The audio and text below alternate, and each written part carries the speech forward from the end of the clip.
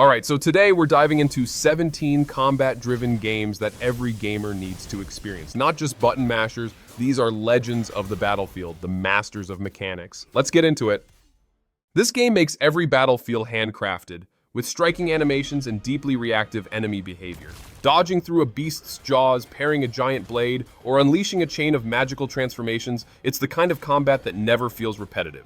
The attention to detail in both your moves and your enemies' responses gives fights a constant tension. Every boss feels unique, and the Chinese myth-inspired world adds a rich flavor to the violence. You're not just fighting enemies, you're figuring out how to dismantle each one with style and precision.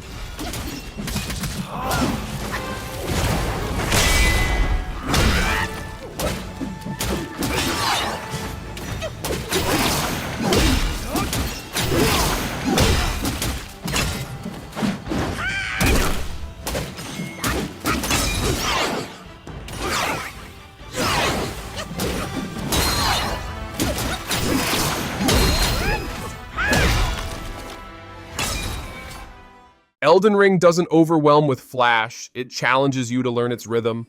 Whether you're using swords, magic, or summons, there's a layer of tactical depth that rewards patience and punishes carelessness. Bosses are punishing, mobs are aggressive, and every fight feels earned. It's a rare combat system where the journey to mastery actually changes how you think as a player. You're never just hacking away, you're managing positioning, timing, stamina, and awareness all at once. That tension makes every victory deeply satisfying, especially in a world that refuses to go easy on you.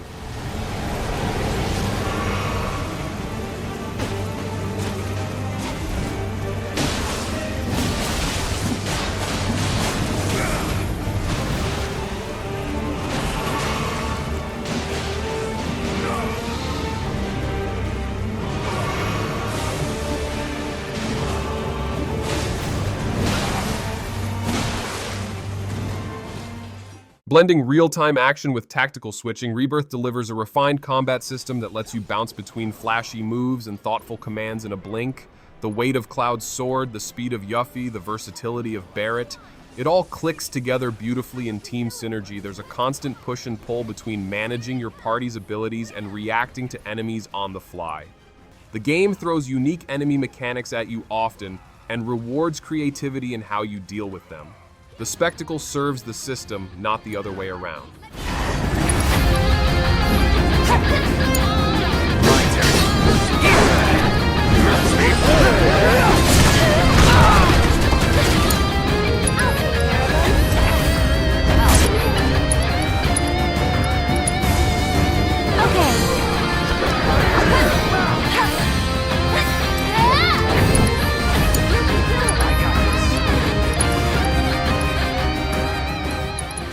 Combat in Tsushima feels grounded yet graceful. You're always making decisions, whether to engage head-on, strike from the shadows, or perfectly parry and punish.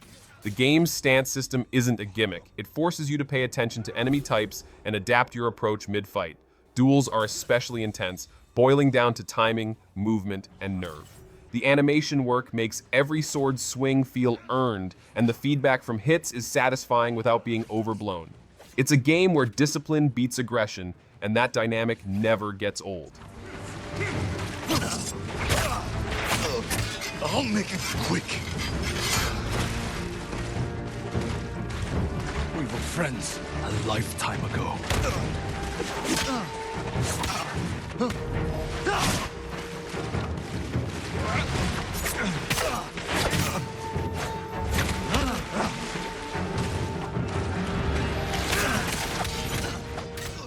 Ghostrunner 2 is speed and death in harmony. The moment-to-moment gameplay is ruthless. Wall running into a slash, dashing past bullets, and executing enemies with perfect timing. It's not about tanking damage or button mashing, it's about flow, reaction time, and absolute control.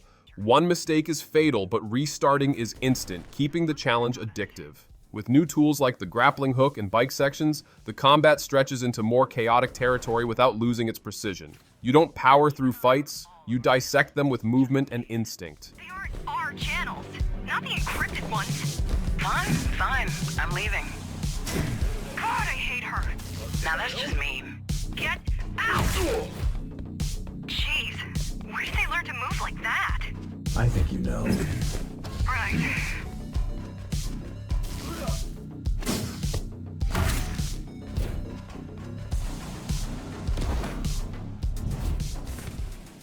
Ragnarok doesn't reinvent its combat, it perfects it. Kratos feels powerful, but never invincible, and every fight asks you to juggle offense, defense, and control over multiple enemies.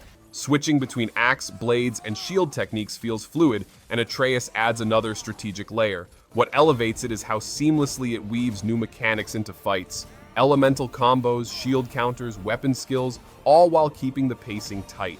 It respects your time by making even minor encounters feel intense and rewarding. Every battle feels built for strategy and impact.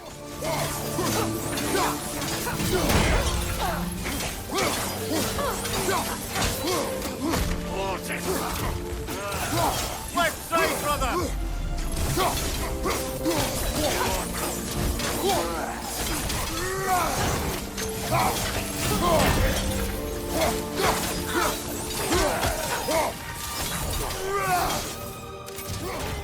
Don't let the cute visuals fool you. Kina's combat has real bite. Timing, precision, and positioning are key, especially when it comes to dodging and using your bow mid-combo.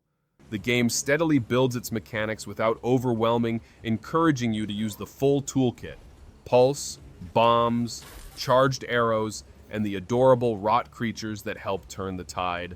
Boss fights in particular are tough and memorable, each one demanding a different strategy. It's one of those rare games where the visual softness masks a combat system that's far more tactical than expected.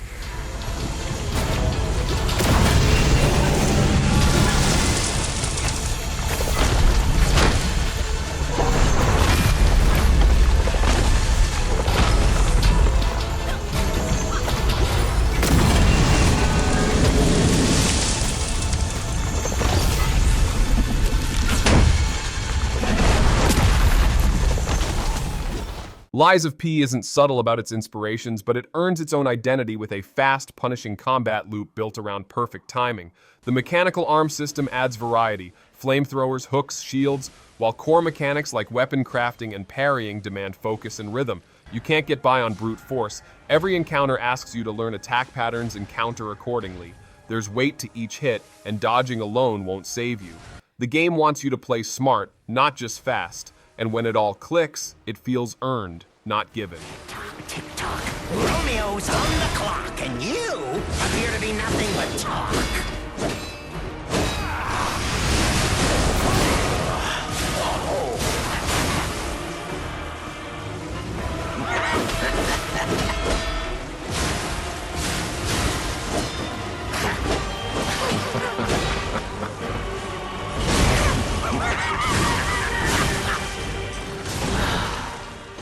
This game's combat is pure chaos, but in the most controlled way. You're slicing through mechs and cyborgs with precision, and the blade mode gives you a level of control that still feels unique years later.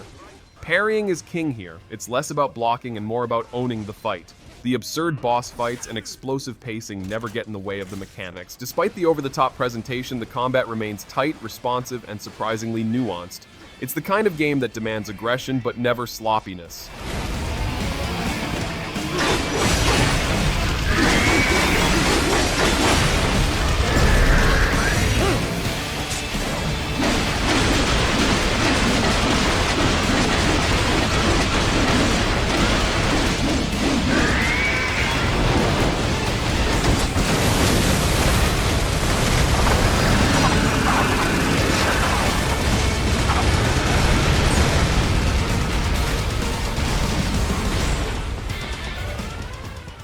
Nier Automata's combat dances between elegance and destruction. The game lets you chain together light and heavy attacks, gunfire, dodges, and pod abilities into a seamless flow. It constantly changes perspective, side-scroller, bullet hell, third-person melee, but the combat system holds it all together with grace. It's less about learning deep systems and more about mastering fluidity. The weight of emotion behind the action adds another layer, but even stripped of its themes, the fights are engaging, stylish, and just challenging enough to stay interesting from start to finish.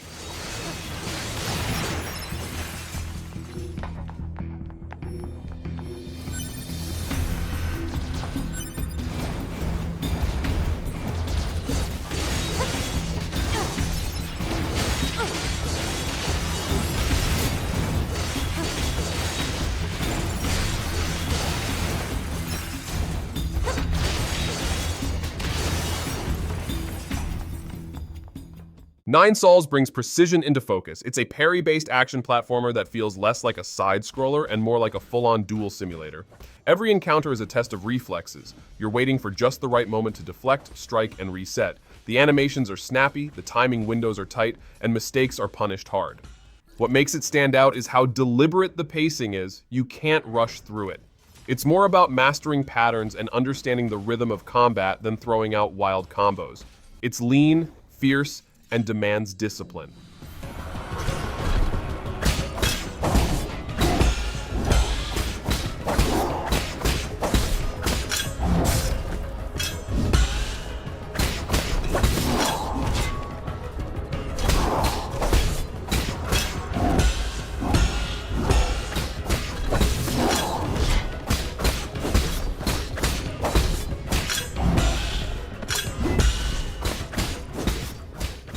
Rise of the Ronin walks a line between accessible action and tight, demanding melee combat. Weapon switching mid-fight gives you flexibility, and each enemy type forces you to think differently. Stances matter, counters matter more, and positioning can make or break an encounter. It's not as brutally punishing as a Souls game, but it doesn't hold back either. The systems reward smart aggression, pushing at the right moment, pulling back when needed. Sword fights feel raw and grounded, while gunplay and gadgets add a bit of modern chaos to otherwise precise encounters. That one too.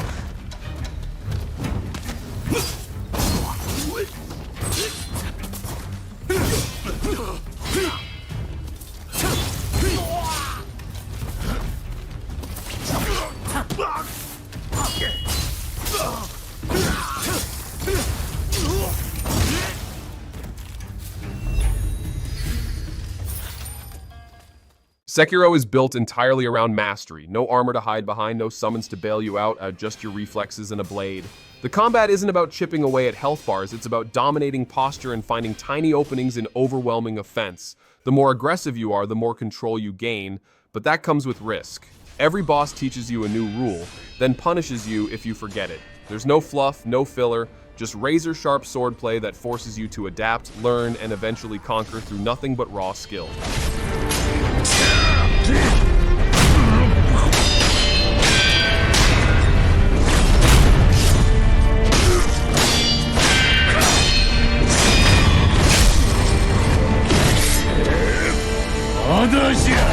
Sekiro!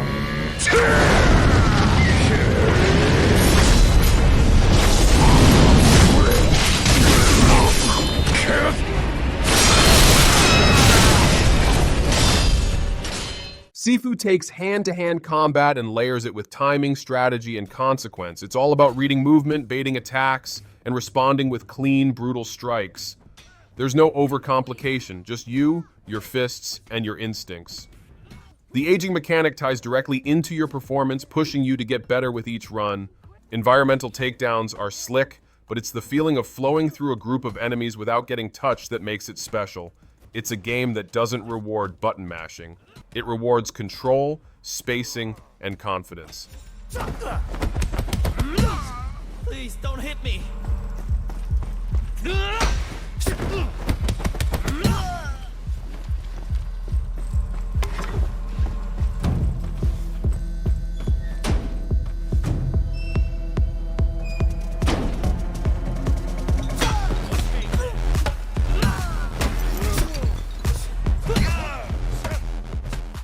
Sleeping Dogs doesn't try to reinvent open-world combat, and it just executes it better than most.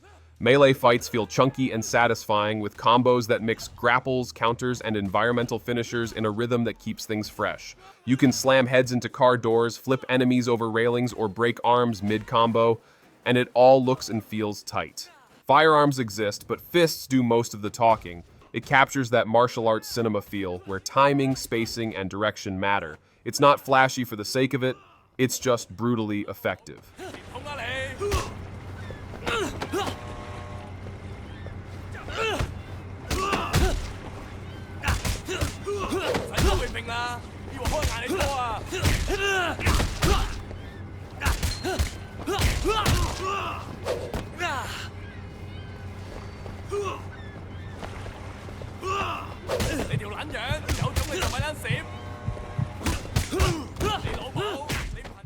Stellar Blade goes all in on stylish action, but underneath the cinematic flair is a combat system that requires solid timing and attention. You're juggling perfect parries, dodge counters, and ability cooldowns in the middle of chaotic fights.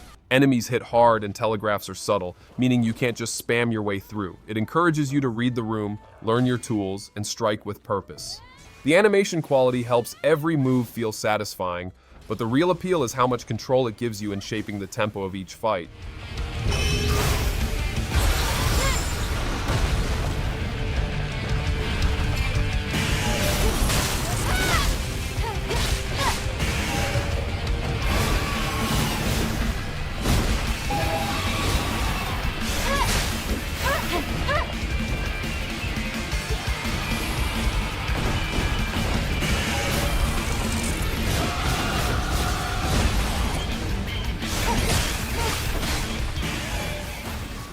Khazan throws subtlety out the window and leans into raw, high-impact violence. This isn't about tight parries or complex systems, it's about smashing through waves of enemies with oversized weapons and explosive abilities. The combo system encourages relentless offense, but you still need to dodge and counter strategically during boss fights. It has that arcade-style momentum where every hit pushes you forward and every ability feels tuned to keep the pressure on. The game wants you to feel unstoppable, but only if you can chain destruction with precision.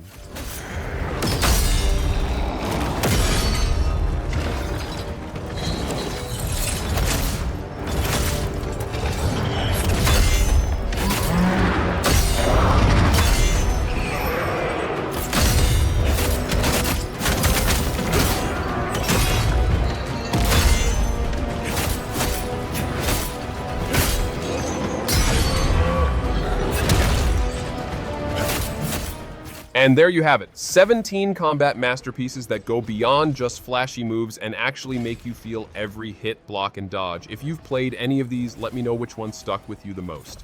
And if there's a hidden gem you think deserves a spot, drop it in the comments. Don't forget to like, subscribe, and hit that bell so you don't miss what's coming next. Catch you in the next one.